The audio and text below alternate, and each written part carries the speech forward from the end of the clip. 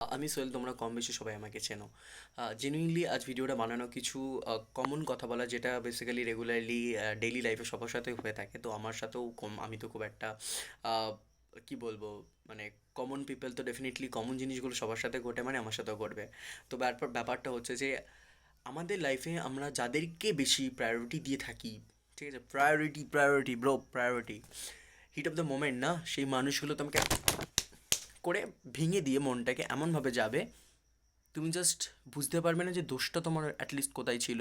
তুমি তো সেই মানুষটাকে প্রায়োরিটি দিয়েছিলে, সেই মানুষটাকে তুমি ততটা ভালোবেসেছিলে যতটা তোমার ভালোবাসা তোমার পক্ষে পসিবল ছিল, right? At the end of the day সেই মানুষটা না যখন তোমার নিয়ে ভাবেও না, মানে সে ভাবে যে ঘন্টা ফারাক নেই পড়তা है मेरे को, तू बाहर में जा, কেমন লাগবে? ভাল লাগবে? এই জন্য ভিডিওটা বানানো যে যখন তুমি খারাপ থাকছো, তুমি আনহ্যাপি থাকছো, সেই মানুষগুলো নেই যাদেরকে তুমি চাও যারা তোমার পাশে থাকুক, রাইট? তাদেরকে নিয়ে ভাববেইটা কেন? ছেড়ে দাও বাবা, নিজেকে নিয়ে ভাবো, নিজেকে সময় দাও, be happy with yourself, okay?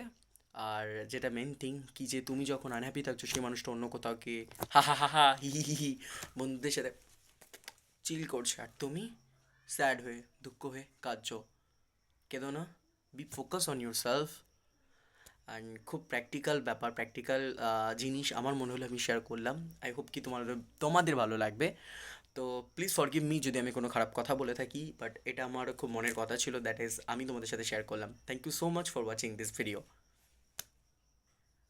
Tata.